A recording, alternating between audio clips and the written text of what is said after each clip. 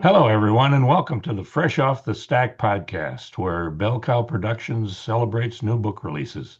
I'm Rob Jung, Michael MacBride. and today we celebrate the release of JJ Harrigan's new book, Goodbye Demons. John, welcome to the podcast. Thank you, Rob. Here's the book. There It's it is. pretty. I like it. Yeah, it's nice.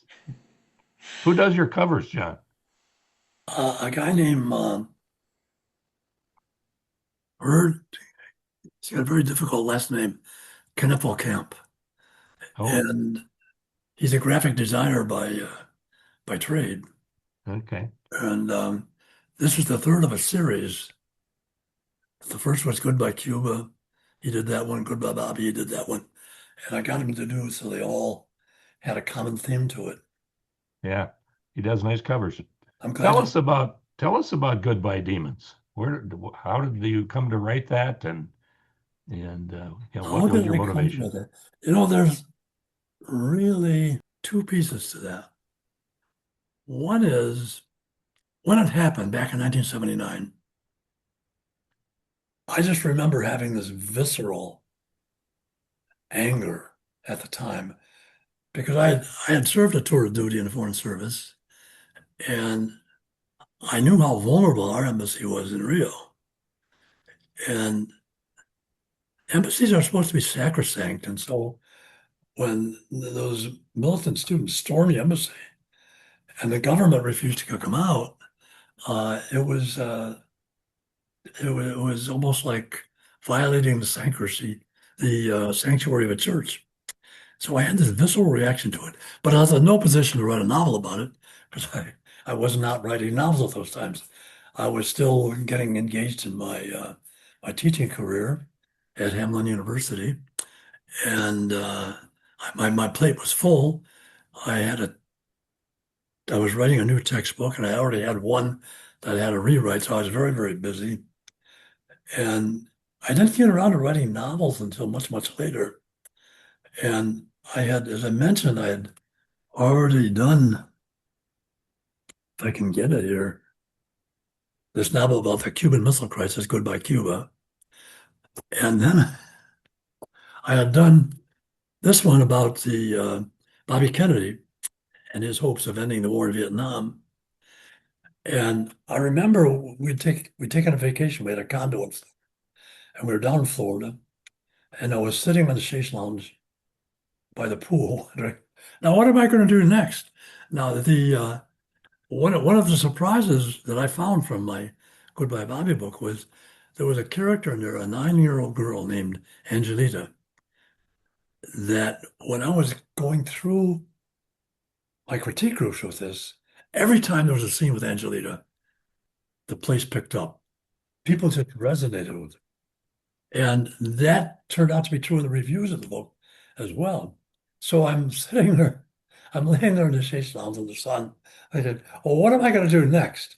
And suddenly it occurred to me, well, why don't you just age Angelita by 10 years, make her 19 instead of 9, make her a Peace Corps volunteer, and have her fall in love with a diplomat who gets captured in the Iranian hostage crisis.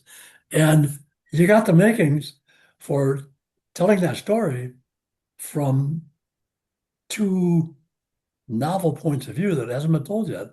One of the captives and a close relative of one of the captives. So that's where it came from. Love it. Wow. Give the people what they want. They're clamoring for more of her. So do that. I'm curious, like, what is your elevator pitch for this book? Because you jumped into like writing it, but I don't even know that we talked about what the book is about until now. So what is like the quick, if you catch somebody and they ask you what the book's about, how would you sell them on that? An elite figure skater suffers a career-ending injury as she's trying to get into the Olympics team. And she joins the Peace Corps, falls in love with a diplomat. Right after they're married, he is captured in the crisis. And what are they going to do now? I love how Okay. figure skating factors into it as well. Like as somebody who just loves like learning little bits of information about a world I don't understand, that is one of those things that was kind of delightful about that. So, How do you know and The that figure thing, skating thing, heartbreak. John? can I make a comment on Michael? That that was my opinion too. I'd watched them on TV, and they're really very graceful as you watch them. And I don't know where the idea came from, except that I wanted to give this girl, this young woman, some distinctive traits. Sure. So then I had to find out if you really want to make the Olympic team, what do you have to do? And so I looked into the training of it and the life of these figure skaters and the lengths to which they had to go to prepare themselves to do all those incredible things they do. And it really captivated me as I was doing this.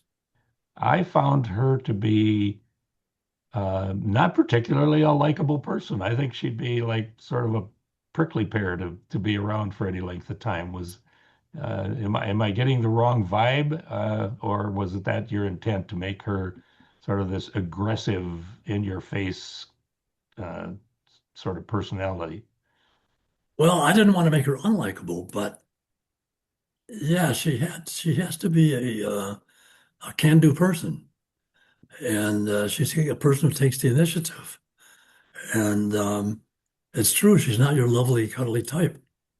Um, but she sees problems, she addresses those problems, and she's got some good qualities.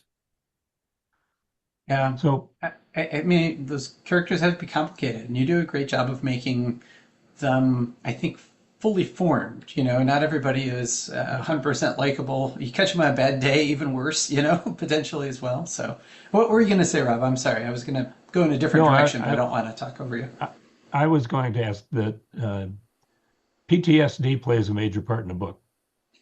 Um, At the end, at the yes. end, yeah. Um, What? because going into this trauma, and I think one might not be widely recognized that it's a trauma not only for the hostages, but it's a trauma also for the family members left at home.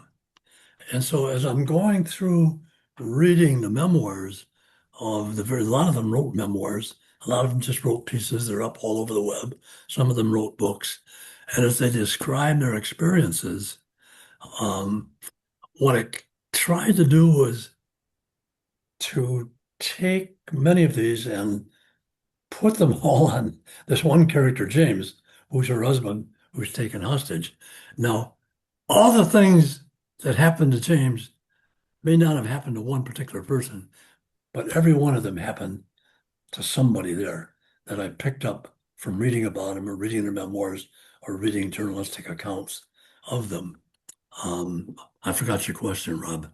No, no, you covered it. But one of the things that stood out to me about Goodbye Demons was that you point out that the PTSD affects those not necessarily in the line of fire, but those at home dealing with the stress and the trauma. In this case, a spouse being held captive. I don't know that I've read that perspective in any other book, and I thought it was extremely well done. Um, so my question is, how did you do it? One of the hostages, a guy by the name of Ray Rosen, after it was over, he and his wife teamed up and wrote a book. And I forget the title of it. And they alternated chapters. And I think that's where I picked up the impact of it on the people at home. When you read the wife chapters, you could see that. She's got two very young children. How do you explain to a 5-year-old kid that your father is in prison and I can't even promise you that you'll ever be able to see him again? Um, Yeah. so that was where that came from. I mean, I don't have the creativity to invent that kind of stuff. I just picked it up from them. Yeah, I love I mean, the amount of research that went into this, like you said, like reading those memoirs and digging into the experiences of people, I think, you know, really shows because you're able to I mean, one of the great things about fiction is you're able to distill a lot of those experiences down into a couple of characters so that you can kind of, have that experience as opposed to, reading a wide swath of books the way you did to become That's true, but informed. can I interject something, Michael? Yeah, Um, it's not that you just take those experiences and write them down. You're trying to create, as you guys both know, because you're both novelists, you're trying to create a character in its own right. And so these things become jumping off points for you to invent things about your character. And that's all I was doing. sure. So I think it would be, I mean, this is one of those moments, right, where like right now we are dealing with Iran again, and it's it's one of those things where like when I see a book come out and it is so timely, it's like, how did this happen? And in this case, total happenstance, right? I don't know, what kind of resonance do you see between what's happening now and the embassy attacks? Well, at the risk of sounding grandiose, if the people who gave us this war had read Goodbye Demons, there's a couple of mistakes they've made that they never would have made. One was they never would have underestimated the resolve and the tenacity of the Ayatollahs. These people are ideologues, they're religious fanatics, and they don't give up. And in the case today, they can't give up. If uh, if if if you get regime change and they're thrown out of power, I mean they're so unpopular in Iran, they'd probably be lynched on the street. Uh, they have to continue. They can't stop. And I don't know what the answer to that is, but they never would have underestimated the resolve of those particular guys if they had done that. The second thing is that they'd have realized that there's a lot of things beyond their control that you can't control from the White House and that the Ayatollahs can't control from wherever it is that they live. There's long chains of command, and you can't know what's going on by everybody down below. This I really picked up not from working on Goodbye Demons, but from when I wrote the novel on the Cuban Missile Crisis, Goodbye Cuba. Um, we were so close to having a nuclear war, it's frightening. And we weren't so close to having a nuclear war because the two principals didn't want to have a nuclear war. President Kennedy didn't want a nuclear war. Nikita Khrushchev didn't want a nuclear war, but they couldn't control everything. There was one instance where a Soviet submarine, the submarine commander, threatened to shoot nuclear missiles into the American naval fleet, which clearly would have participated in nuclear. There was another incident where a U-2 plane flying back from the North Pole drifted into Soviet airspace, and the Russians sent fighter jets up after it. The Americans sent out fighter jets to protect it. Had that confrontation taken place, there likely would have been a nuclear. So many things happened that can't be controlled from the top. And if you knew that going in, you'd be a little more careful about what you did. One other thing. The in the Cuban Missile Crisis, this was fascinating, and I use this almost verbatim. Um, the President Kennedy is having a discussion with the Joint Chiefs of Staff. To a person, they wanted to bomb out the missile sites in Cuba, bomb the places where the Cubans had airplanes, and then invade Cuba. They had an army of 140,000 people rehearsing in Puerto Rico to move to Cuba and invade it. They could have done it in a matter of days. And they were really unrelentingly pressing the president to do that. In one of their meetings, Kennedy asks the chairman of the Joint Chief of Staffs, now, if I go ahead and do what you want, and I order you to bomb out those missile sites, can you guarantee me that you'll be able to get every one of them? Because if even one is left and it's got a nuclear warhead, we got a disaster. Can you guarantee me that? And he said, no, I can't guarantee you that. So fast forward today, somebody should have asked that question because of all the destruction that we've wreaked in Tehran and in Iran, um, they're still firing missiles. I don't And, know. I think it's very timely. and, Probably not so much for these details I mentioned, but for the background it gives you on American-Iranian relations. yeah, I mean, I was going to say, like, even though obviously politics is there, it is not an overtly political book. It's the context, it's the backstory. The story is compelling itself between these characters and the struggle they're in. It's just also, I don't know, just amazing, I guess, the timeliness of it. So, but all right. Yeah, and it's being launched on April 24th, which is an interesting date because that is the date that President Carter did his rescue attempt. They put together a special task force, and they were going to fly into Iran. They were going to regroup and then refuel the airplanes in the desert at night in a secret place, then fly on to the capital, Tehran, uh, take the 50 some hostages from the embassy and bring them back. And of course, the whole thing collapsed when one of the helicopters collided with one of the transport planes and he had to abort the mission. So the launching date is historically kind of symbolic. Carter's attempted rescue was a failure, and I hope the book's not a failure. Well, it does tell our readers and listeners who and viewers where they can find the book. I mean, where will it be available, or where is it available? Because probably when people are watching this podcast, the book will already have been released. Um, Easiest place is go to my website, jjharrigan.com, and it will give you links to various places where you can buy the print copy or the Kindle copy. You can go directly to Amazon, buy it there. You can, if it's not stocked in your bookstore can order it for you. All the places where you normally buy your books. You got a favorite bookstore? Go to that one. Online, there's a great source. I think it's called the Bookshop.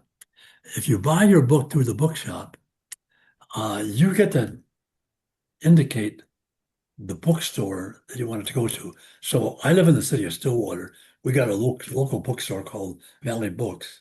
I often buy my books through Bookshop. They give the credit to it to Valley Books, and Valley Books gets a little bit of the revenue that's generated from the book. So go to Bookshop and order it there. And that's Okay. bookshop.org, which is a nonprofit, and they support independent bookstores. So if you don't specify, they put it into a general fund that gets distributed across platforms to different independent stores. Or, like John said, you can choose your favorite, and then it'll designate that money to them. I'll also point out, like, the 24th is historic in terms of what happened in Iran. The 25th is Independent Bookstore Day. So if you go the day after the book comes out, you could pick it up at any of the independent bookstores and support those in your community as well. So, What events do you have planned, John, to promote the book? Do you have personal appearances Um, any place? well, what you guys are doing for me, I appreciate that. That's a nice event. Of course, I try to go to local events in Minnesota, but you want to hit people beyond Minnesota as well. I have a interview set up with a group of people called LA Radio. They have a show called Rendezvous with an Author. They're going to do an interview in June. So I don't know. You just keep doing all the things you try to do to bring the thing to people's attention. Um, People can love it, they can hate it, but I want you to react to it. It's not an overtly political book. Besides, notwithstanding what I was saying about the current war in Iran, it's really a book about the people who are caught up in that horrible tragedy. Except that, I guess the other question I'm kind of wondering, and maybe as kind of a wrap up question, is I'm wondering if you have a sense of resolution now with these characters, now that this book is out, or are the characters going to move forward? I mean, it's kind of a way of asking you, like, what's next, I guess. But I'm also wondering, like, is there a future for this couple after this traumatic experience that they've experienced? And are you going to tell that story? I did draft an entire novel, ran it through my critique groups, and it sort of follows up on Angie a couple decades later when she's now no longer a 20-year-old girl. She's now a mature woman. She had a child of her own. And the I wrote it completely, but I don't know if I'm ever going to publish it because it got tangled up so much with the trauma in my own life where this part of the storyline is that her only son gets murdered. And I think it was kind of cathartic writing that because I had a son who was murdered shortly before that. Um, but it's so jumbled up with my personal experiences that I don't know if I'll ever put a sequel to the Goodbye series. It's there, but I don't know if I'll ever try to publish it. I really shifted gears, and the book that I'm completing right now, I'm really attempting to write a real thriller. But I got to tell you, it's hard for me to write thrillers. It's it's not hard to write suspense stories because as you go along, you learn tricks to keep the story suspenseful. And some of these stories, well, the Cuban Missile Crisis is innately suspenseful. So I've drafted. I'm almost finished with it, and I don't have a title for it yet. But a P-38 pilot near the end of World War II is shot down over Romania, and he's rescued by a resistance team. And one of the members of the resistance team is a German, non-Nazi German woman who, pardon me, who's tasked with leading him to a landing site in Yugoslavia where he can be picked up and brought back to Italy. The two of them fall in love, but she refuses to get on the plane and go back to Italy with him because she's committed to finishing off her work with the resistance. And they resolve that they will get together in Berlin once the war is over. And uh, so the rest of the story is, can they do that? So that's what I'm working on right now. But I have a lot of trouble writing thrillers because with a thriller, and people love this, you got to have slam bang action, action after action after action after action. Yeah. And I start writing this stuff, and it starts out really great. All the things a P-38 pilot does, the crashing, saving his life, getting rescued by the resistance group, being brought to the place where he's going to be picked up.